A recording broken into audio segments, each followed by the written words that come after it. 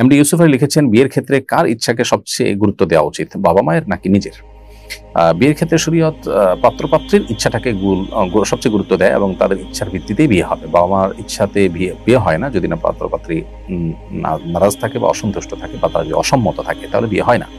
তো এই জন্য পাত্রপাত্রীর মতামতের গুরুত্ব বিয়েতে সবচেয়ে বেশি। তবে পাত্রপাত্রীর উচিত বাবা মার মূল্যায়ন, তাদের মতামত, এগুলোকে যথাসম্ভব আমল নিয়ে তারপর বিয়ে করা। কারণ করে কারিমে আল্লাহ তাআলা বিয়ে জিনিসটা অভিভাবককে করাতে বলেছেন, আনকিহুল আয়ামা মিনকুম ওয়াস-সালিহিন মিন ইবাদিকুম ওয়া ইমাইকুম। আল্লাহ বলেছেন তোমরা তোমাদের দাস-দাসীদেরকে, তোমাদের যারা আছে তাদের বিয়ে দাও।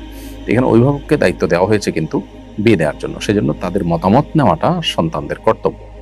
ভেবেচিন্তে বিজ্ঞজনদের সাথে পরামর্শ করে যেটা অধিক কল্যাণকর মনে হবে সেটাকেই প্রাধান্য দেওয়া উচিত। অনেক সময় দেখা যায় সন্তানরা নিজেরা অনভিজ্ঞ হওয়ার কারণে তারা তাদের কল্যাণ কোথায় হবে এটা বুঝে উঠতে পারে না। এই জন্য বাবা মায়ের আশ্রয় নেওয়া উচিত, তাদের সহযোগিতা নেওয়া উচিত, এবং ইসলাম সেটাই আমাদেরকে করতে বারবার উৎসাহিত করেছে। অভিভাবকের বিষয়টি বিয়েতে এই জন্য গুরুত্বপূর্ণ, কিন্তু মূল এই ক্ষেত্রে সিদ্ধান্ত দেওয়ার মালিক কিন্তু পাত্রপাত্রী। বাবা মার ওপিনিয়ন নেবেন এবং সেটাকে শ্রদ্ধার সাথে বিবেচনা করে সেটাকে আমল নিয়ে তারপরে তার আগানোর চেষ্টা করবেন। আমাদের ঘরের পুরো দেয়াল আয়নার মাধ্যমে ডিজাইন করা, নামাজে দাঁড়ালে নিজের পুরো দেহ আয়নায় দেখা যায়, এতে আমার নামাজে কোনো সমস্যা হবে কিনা? নামাজ তো হয়ে যাবে, কিন্তু ঠিক আয়নার সামনে দাঁড়ালে যেখানে আপনার চেহারা দেখা যাবে, আপনার মনোযোগ নামাজের মধ্যে আয়না নিজের চেহারার দিকে যাবে, আয়নার দিকে যাবে, এরকম হলে সেরকম জায়গায় দাঁড়িয়ে নামাজ পড়াটা মাকরুহ।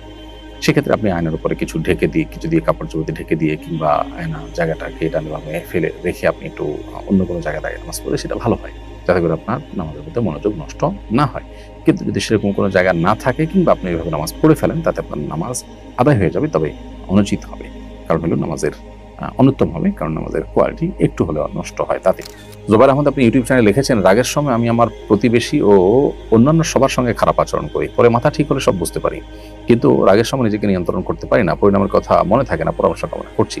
রাগ নিয়ন্ত্রণ করবার জন্য কোরআন এবং হাদিসে রাগ নিয়ন্ত্রণ করবার যে পুরস্কার আছে সে সংক্রান্ত হাদিসগুলোকে আপনি আপনার চোখের সামনে সবসময় যেন পড়ে কোথাও লিখে রাখতে পারেন, বারবার চর্চা করতে পারেন, এই সংক্রান্ত আলোচনা বারবার শুনতে পারেন, বই পুস্তক বারবার পড়তে পারেন। সেই সাথে রাগ যাতে আপনার নিয়ন্ত্রণের বাইরে না যায়, দাঁড়ানো অবস্থায় রাগ হলে বসে যাওয়া, বসা অবস্থায় হলে শুয়ে যাওয়া, কিংবা এক জায়গায় রাগ হলে সেখান থেকে সরে যাওয়া, কারো প্রতি রাগ হলে রাগের মুহূর্তে তাকে কিছু না বলে কিছুক্ষণ পরে বলা, গ্যাপ দিয়ে বলা, এভাবে যখন আপনি চেষ্টা করবেন ইনশাআল্লাহ আপনার রাগ নিয়ন্ত্রণ করতে পারবেন। এছাড়া রাগ উঠে গেলে আপনি কাউকে কিছু বলতে গেলে, রিয়াক্ট করতে গেলে তার আগে উযু করে নিলে আপনার রাগ অনেকখানি প্রশমিত হবে ইনশাআল্লাহ। এবং নবী সাল্লাল্লাহু আলাইহি ওয়াসাল্লাম সেখানে আরেকটি আমল হলো আউযু বিল্লাহি মিনাশ শাইতানির রাজিম পাঠ করলেও রাগ নিয়ন্ত্রণে আসে এবং মানুষ রাগের ক্ষতি থেকে রক্ষা পায়।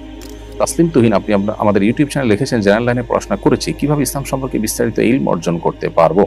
ভাই তাসলিম তুহিন, জেনারেল লাইনে পড়াশোনা করার পর আপনি যদি ইসলাম সম্পর্কে জানতে চান তো আপনাকে শুরু করতে হবে কোরআন কারীম শুদ্ধ করে তেলাওয়াত করা দিয়ে। এরপরে কোরআন বোঝার জন্য আপনি অ্যারাবিক ল্যাঙ্গুয়েজের অনেক কাস্টমাইজ কোর্স আছে, সেই সমস্ত কোর্সগুলোতে আপনি ইনভলভ হতে পারেন।